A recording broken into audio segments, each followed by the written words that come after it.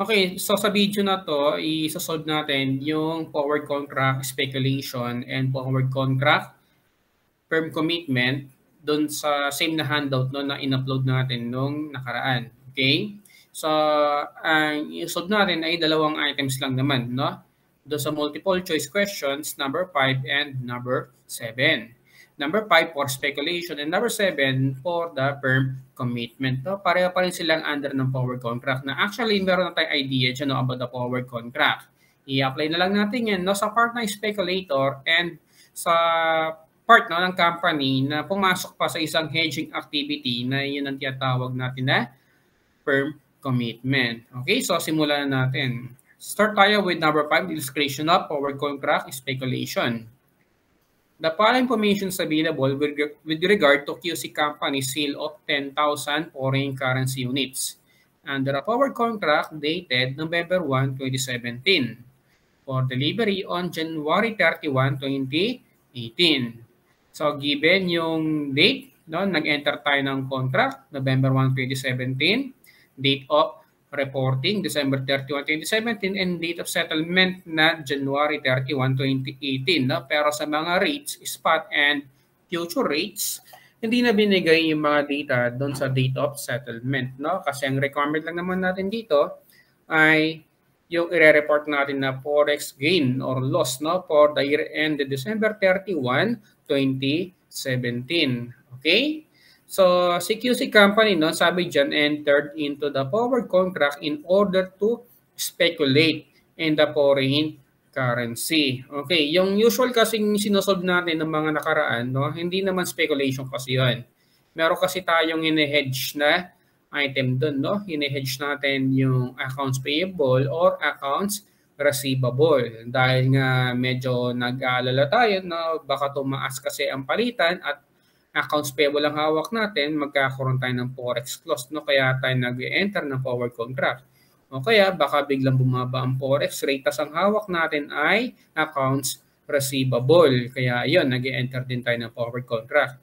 Ito, nandun lang tayo sa part ng speculator, no? Wala naman tayong in-hedge na item dyan, no? Wala tayong in-hedge na receivable or payable na denominated in foreign currency units. Okay? Basta nag-speculate lang tayo, pumasok lang tayo dyan sa forward contract.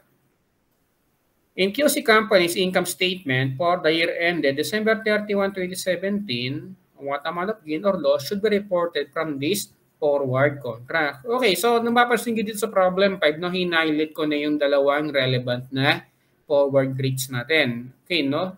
Dalawang forward rate lang naman yan kasi hindi pa naman tayo dumadating ng January 31 na syempre pag January 31, naka-base na tayo sa spot rate, di ba? Date of settlement na yan eh. Ngayon, nandun lang tayo sa dalawang forward rate, no? November 1 and December 31, 2017. Alam na natin yan, no, kung anong ibig sabihin ng 30 days saka 90 days dyan. Okay? Dahil sa November 1, kailangan dahil meron pa tayong 90 days no before date of settlement, 90-day future rate ang ginamit natin. At December 31, meron na lang tayong 30 days before date of settlement, 30-day future rate ang ginamit natin. Kaya natin hinighlight yung dalawang yan. Okay, so ito ay nag-speculate tayo na nag-enter tayo ng forward contract to sell 10,000 foreign currency units. Okay, so magbebenta tayo dyan ng 10,000 foreign currency units. So ibig sabihin, sa 7.9 dito na nakabase yan, no? So fixed na yung selling price natin ng foreign currency units, 7.9. At nakita natin ng December 31, 2017 naging 8.2. So syempre sa part natin as the speculator, dahil pinix na natin yung selling price at 7.9, magkakaroon tayo ng 0.03 na loss kasi nga ibebenta mo na lang siya at rate, no? O 0.30 na lower than the forward rate on December 31, 2017. Okay? Lugay ka ng 0.3 dyan. At ang 0.3 of 10,000 ay equivalent to 3,000 peso loss. So, ulitin lang natin. Okay? So, pagkukumparahin natin dalawang forward rate on November 1, 2017, 7.9. Yan ang pinix natin na selling price. Tapos ang forward rate ng December 31, 2017 is 8.2. Okay? So hindi mo mare-receive yung 8.2 na yan, no? Naka 7.9 kasi tayo, kaya lugi ka ng 0.3 per unit. At ang 0.3 na yan, imumultiply lang natin ng 10,000 foreign currency units at ang magiging sagot 3,000 peso forex loss. So number 5 is C. Yan lang ang speculation class, no? So, yan. Ituloy na natin. Isa pang problem, no? Doon naman sa firm commitment. Okay. So, pagdating sa firm commitment, isosolve natin yung number 7 naman. So, illustration of forward contract firm commitment. So, sa firm commitment, no, alam naman kasi natin to sa intermediate accounting para pagdating sa firm commitment, nagko-commit na kagad kasi, no, parang kagad yung value dito, no, pinipix na kagad natin yung value ng isang asset na bibili natin. Okay? So, ang pag-fix natin ng price, no, pagdating dito sa asset, no, ay nakabase doon sa forward rate, doon sa date na nag-enter ka pa rin ng contract. Kaya kung mapansin natin dito, class, no, mamaya, pag sinolve natin, may kita sa solution na laging offsetting lang ang gain or loss from firm commitment and the forward contract. Diyan kasi, no, dalawa ang papasukan mo na hedging eh. Una, yung sa firm commitment, no, pangalawa, yung tungkol doon sa forward contract. Okay? Sa firm commitment kasi, no, kaya mo pinipix ang dito, for example, pinipix mo na yung na machinery na yan, no? Kung magkano man ang forward rate, no, nung date na nag-enter ka ng firm commitment, ay yun na dapat ang magiging pinaka price ng asset, no, hanggang do sa date of settlement. Sa simula pa lang agad. Sa forward contract naman, no, pinipix na natin kung magkano ang babayaran natin, no? Kung bibili tayo dyan ng asset, di ba? Okay? So, ibig sabihin, so kung mapansin ko dito, di ba, forward rate, kung mapansin ko dito, 34.30 no November 1, ito, no, kasi importante, November 1 kasi dahil forward rate, dito muna tayo titingin, di ba? Pinaproject na kagad kasi natin kung magkano ang magiging exchange rate, no, sa dulo. O parang pinipix na kagad natin, di ba, yung price ng asset. At ang sabi, ang price ng asset ay dapat nakabase na kagad dito sa 34.30 regardless kung ano magiging valuation o magiging value, no, doon sa dulo sa February 28. Okay? So ibig sabihin kapag pataas yan, hindi mo na hindi mo na ma-enjoy yung pag-increase, di ba, sa value ng asset kasi nakapix ka na dito. So ibig sabihin, makikita mo na lang, di ba? Makikita mo na lang yung pagtaas na dapat na pagtaas ng value ng asset, pero nakapix ka na dyan sa 34.30. So ibig sabihin, dahil hindi mo na marirecognize yan as increase in the of your asset, magkakaroon ka ng loss dyan. Okay? Pero naman, nang pinasukan mo na panibagong contract, yung forward contract naman, dahil pinix mo na, ang babayaran mo at 34.30, kapag tumaas yan, gain naman yun sa part mo. Kaya kung mapansin nyo, no, offsetting lang talaga yan. Yan ay isang example perfect hedge, no? 100% kasi na-hedge yung gain or loss on firm commitment. So kung ano ang nangyayari, no, sa forward contract, tandaan nyo na kabaliktaran lang ang nangyayari sa firm commitment. Kung for example, meron tayong 10,000 peso loss sa forward contract, asahan nyo sa firm commitment ay 10,000 peso gain. Ganun ang pinakapalatandaan siya. Kaya kung minsan kung ma-delito tayo, tumingin ka na lang, no? Ito technique yan, no? Parang ano ko na sa inyo to, no? Ang mangyayari dyan, kapag medyo nalilito sa firm commitment, kumpitin mo kung magkano ang gain or loss sa forward contract, tapos baliktarin mo lang, no? Kung gain sa forward contract, loss lang sa firm commitment, ganun na mangyayari. Okay? So to illustrate, no, solve na natin itong problem 7. On November 1, Nabotas Company entered into a firm commitment to a machinery. Delivery and passage of title would be on February 28, 2018 at the price of 12,000 Singaporean dollars. On the same date, to hedge against unfavorable changes in the exchange rate, has entered into a 120-day forward contract with China Bank for Singaporean dollars. Exchange rates para as follows. Okay, no? Nabago ng konti pangalan yan. No? Sinabotas pa rin yan eh. Okay, so given yung spot rate and forward rate from November 1 to February 28, tatlong date ulit yan. Okay? So, ang mga relevant rates natin dito ay ito, yung forward rate noong November 1, tapos December 31, and February 28 na syempre same lang din naman yan ng spot rate. Okay? So, dito, ulitin ko lang ang kwento dito.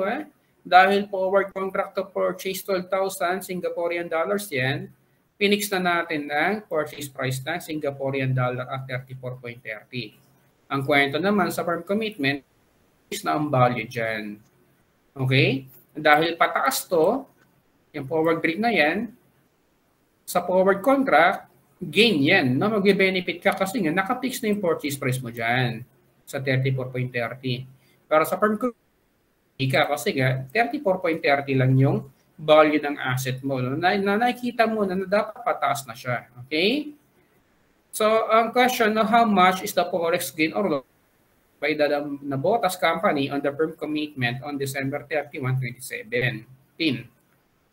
Okay, 2017. So, para mas makuha problem na to, na siguro samahan na rin natin ng journal entries at ituloy natin no, hanggang sa February 28, 2018 na for discussion purposes.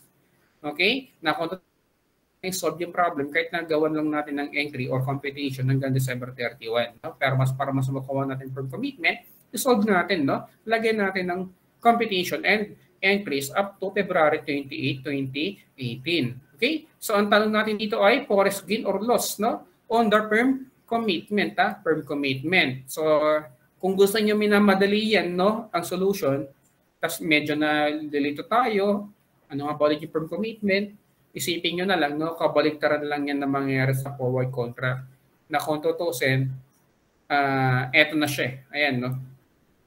Diyan ka na lang magpo-focus. Sa forward contract, gain yan, okay? Sa forward contract ay gain yan, kasi nga, mas maliit yung babayaran mo. 34.13 Phoenix, tapos nagiging 36.17 na siya.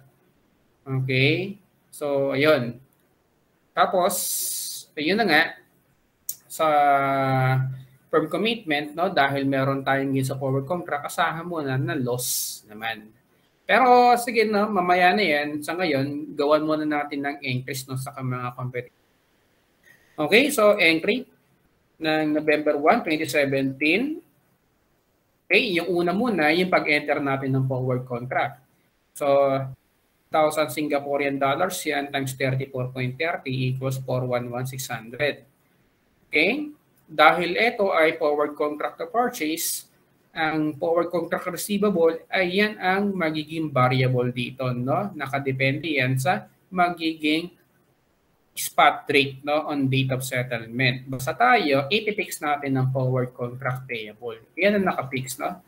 Yung babayaran natin na 411,600. Okay? So, ituloy natin. December 31, 2017, ang magiging entry natin, forward contract receivable, 28,800. So, paano nakuha yan? Kasi nga, ito yon, no? Yung pagtaas natin dyan, no? Okay, yung kanina tinutukoy natin dyan, na 36.70 kasi 34.30. Meron 2.4 na increase. I-multiply nyo ng 12,000 yan, meron tayong 28,800. Okay, so magiging receivable natin yan no, sa speculator. Kaya yan, 28,800 na forward contract receivable. Yung payable natin, walang gagalaw dyan, okay? At magkakaroon tayo ng forex gain dahil dyan. Yan ang nangyari sa forward contract. E paano naman sa firm commitment? Ganito mangyayari, sabi ko nga sa inyo kanina, no, kung ano magiging forex gain sa forward contract, yun ang magiging loss naman sa firm commitment. Dahil naman yan sa decrease in value, no, or unrecognized, no? Siguro sa tawagin na unrecognized increase in value of asset. Okay, not 28,800 pesos. So ayan, Debit loss on purchase commitment, 28,800, and credit firm commitment for machinery. Yan ang magiging entry. Yan, no? Pansinin natin. Yan ay perfect hedge yan, no? Saktong-sakto. Okay, nag-offset lang yung dalawa. Ituloy natin, siguro, no, para ma-discuss pa rin natin yan. Actually, nasagutan natin yung problem, di ang sagot. Ito yun. Okay? Pero tapusin natin hanggang February 28, 2018. Ang magiging entry, siguro, isettle muna natin yung forward contract. Tanggalin muna natin yung forward contract payable na sabi nga natin kanina, nakapix na. I-debit natin yung forward contract payable at 411,600. Credit cash 411,600. Ngayon, anong nangyari sa forward contract receivable natin? Actually, tumaas pa yan, di ba? From 36.17 naging 39.5. Okay? So, ituloy natin. Pagkakaroon tayo dyan ng una, sabi nga, ang 34.30, ito ang fixed na purchase price. Pero, tayo, marireceive natin from speculator kung magkano man ang magiging spot rate no, sa date of settlement na yun nga, 39.5. Kaya minultiply natin dyan, i-debit natin na cash. 39.5 spot rate on date of settlement, tapos multiplied by 12,000 Singaporean dollars. No? Kaya yun, na-debit yung cash ng 474,000. At i-credit lang yung forward contract receivable no, na 440,400. Okay? Na syempre yung balance kanina. Ayan. Forward contract receivable 411,600 and credit yun nga, no? 411,600 tapos na dagdagan ng 20,800 kaya 440,400. Okay? Ngayon, i-recognize natin yung additional gain dahil dito, yung increase. Okay? 39.5 less 36.70 times 12,000 equals 33,600. At ngayon, dahil nag-recognize tayo ng another gain sa forward contract, ang gagawin naman natin ay pag-recognize tayo ng additional loss on purchase commitment na 33,600. Tapos credit natin yung firm commitment for machinery. At yun, ang pinakahuling ay yung pagbili natin ng machinery. Okay? Ulitin ko lang sa firm commitment, tayo bumibili ng machinery or any type of asset, no? Nung pag-enter natin ng contract. Gaya dito, November 1 lang tayo nag-enter ng firm commitment, pero binili natin yan ng February 28. Okay? So, dito lang talaga magde-debit ng asset. At ang asset ay i-base natin kung magkano man ang naging value. No? Kung magkano man ang value nung ano man yung forward rate natin nung date na nag-enter siya ng firm commitment. At yun na nga, ito yun yung 34.30. Kaya yan ang ginamit natin. Okay? Tapos, tanggalin natin yung firm commitment na 33,600. At yun lang nga, no? Tapos credit natin yung cash na syempre nakabasa dito. Sa firm commitment, ang mangyari, nakapix yung value sa 34.30, nakapix yung value ng asset, pero hindi natin hinedge yung magiging cash flow dyan. Okay? Hinedge lang natin dito ang firm commitment, no? Yung firm commitment, no? Tapos dito hindi natin hinedge, no? Hindi natin hinedge dyan yung cash flow. Okay? Yan ang nangyari sa firm commitment. Okay, so, yan lang, no? Kaya ang sagot natin dyan ay yung 28,800.